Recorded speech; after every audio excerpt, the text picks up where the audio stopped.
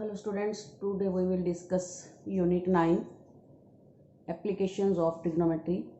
Introduction part मैंने clear कर दिया था, तो अब हम एक्सरसाइज के सम सॉल्व करेंगे. A circus artist is climbing a 20 meter long rope which is tightly stretched and tied from the top of a vertical pole to the ground.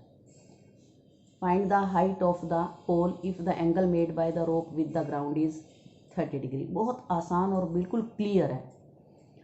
20 metre long rope means ये रस्सी ऐसे बंधी हुई है. रोप top जो है वो पोल का यहाँ से, और इधर ग्राउंड पर एक पॉइंट है वहाँ से.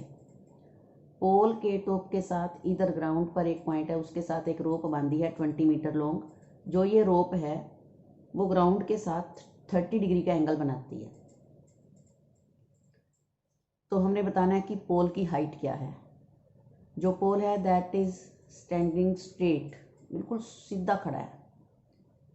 मीन्स जो भी सम होगा बताया गया कि ट्रिग्नोमेट्री पर है, तो दैट मीन्स वो राइट ट्राइंगल पर होगा. जो पोल है वो बिल्कुल सीधा खड़ा है. यहाँ पर मैंने BC को जो है वो पोल शो किया है.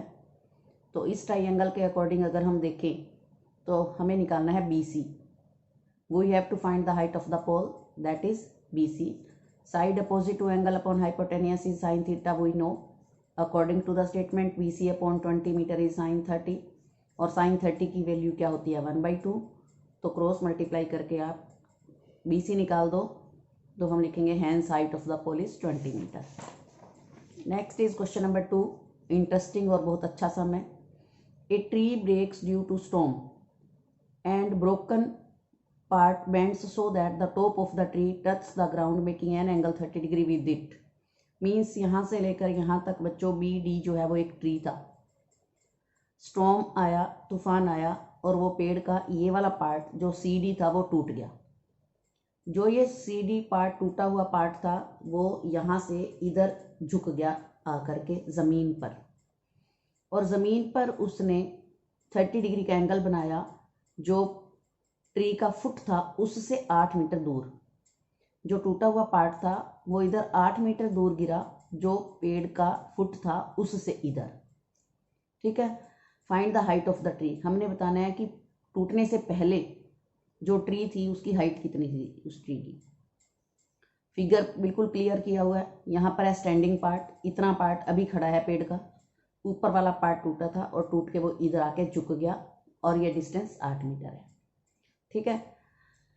We have to find BC standing part of the tree and AC bending part जो झुक गया, ब्रोकन पार्ट, ये हमने निकालना है.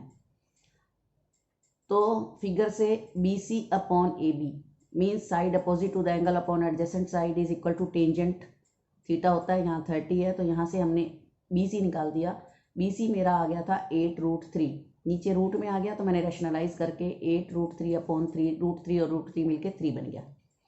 इसी तरह AB upon AC means side adjacent to the angle upon hypotenuse जो है वो कोस होता है. तो यहाँ से मैंने ये निकाला 16√3 है, फिर √3 और √3 से रैशनलाइज कर लिया तो AC भी आ गया 16√3 अपॉन 3.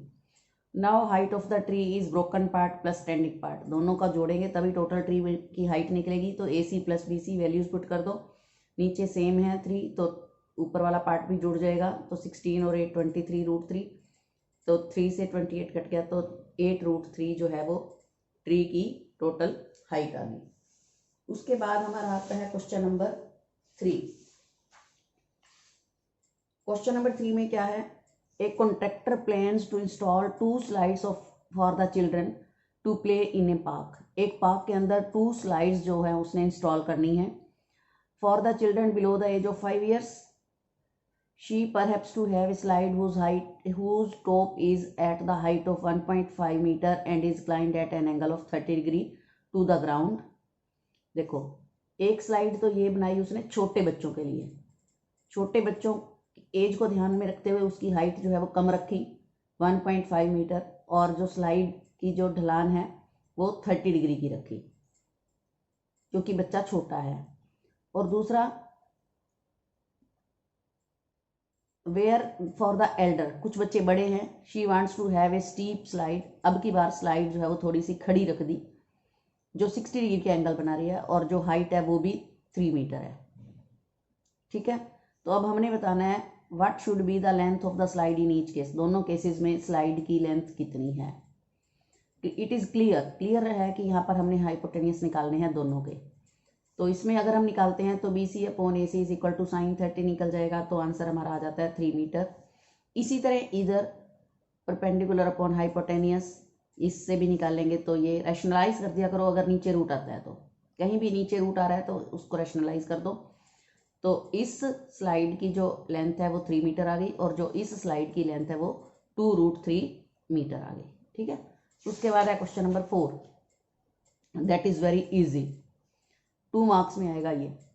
इसमें क्या है, 2 मार्क्स का मतलब है, एक तो आपको इसकी डेफिनेशन पता होनी चाहिए कि बनेगा कौन सी, टी रेशो कौन सी बन रही है, और दूसरा एंगल पर उसकी वैल्यू क्या है। मेन ये 2 चीज़ें ही हैं, और टेबल मैंने इसीलिए बार बार आपको समझाई।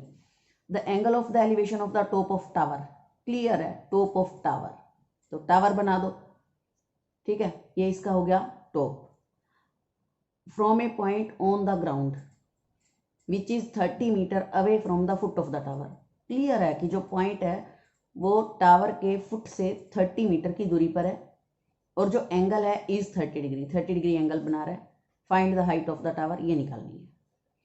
तो हाइट हमारे पास है, परपेंडिकुलर हमारे पास, सॉरी बेस हमारे पास है। हाइट और perpendicular is same thing.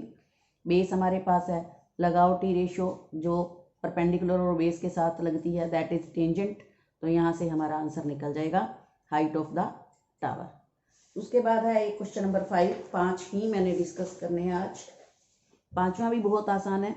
A kite is flying at a height of 60 metre. जो काइट है वो 60 मीटर हाइट पर उड़ रही है। ये ग्राउंड है, ग्राउंड से ऊपर ये 60 मीटर है, ये हाइट है। The string attached the kite to the kite is temporarily tied to the point on the ground. जो काइट की स्ट्रिंग है वो एक पॉइंट बना रखा है टेम्परेरली, उसके साथ बांध दी, मीन्स किसी ने पकड़ नहीं रखी, कोई फ्लाई नहीं कर कोई भी पतंग उड़ा नहीं रहा, बस एक बांध दी एक बार।